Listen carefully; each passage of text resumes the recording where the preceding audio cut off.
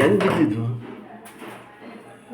ಇಲ್ಲ, ಅವರೇ ಮಾತಾಡ್ತಾರೆ, ಕೆಲಸ ಮಾಡ್ತಾ ಇದ್ದಾರಲ್ಲಿ. ಹೆಂಗ್ ಬಿದ್ದಿರೋದು ಹೇಳಿ, ಮಾತಾಡ್ತಾ ಇರ್ಬೇಕು. ಹೆಂಗ್ ಬಿದ್ದಿದ್ದು ಹೇಳಿ.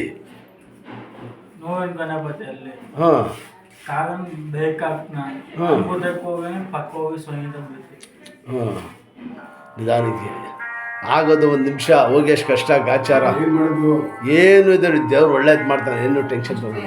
ಯಾವಾಗ ಬಂದರೆ ಬೆಳಗ್ಗೆ 9ರಿಂದ 2 ಗಂಟೆ ಎಲ್ಲಿರ್ತೀನಿ. ಹಾಂ,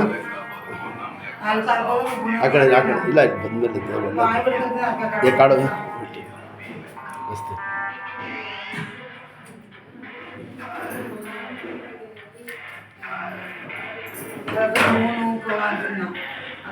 ಮಾತಾಡಿ, ಫೋನ್ ನಂಬರ್ ಫೋನ್ ಮಾಡ್ತಾಳೆ.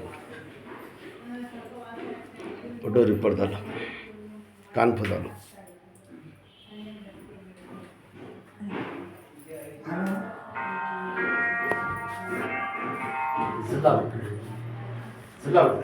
ಮಾಡ್ತಾನೆ ಇದರ ಮೇಲೆ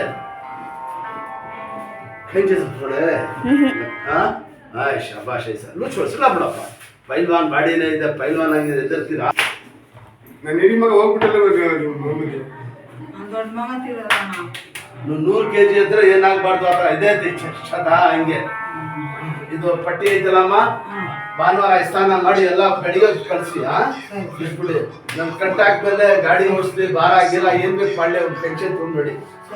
ಒಟ್ಟಲ್ಲಿ ಹಿಂಗೆಲ್ಲ ಮಾಡಕ್ ಹೋಗ್ಬಾರ್ದು.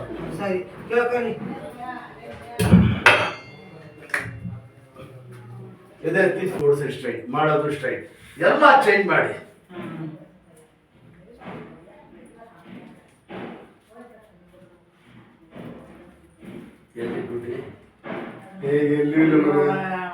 ಯಾಕೆ ಮಾಡ್ತಾನೆ ಚೆಕ್ ಅಂತ.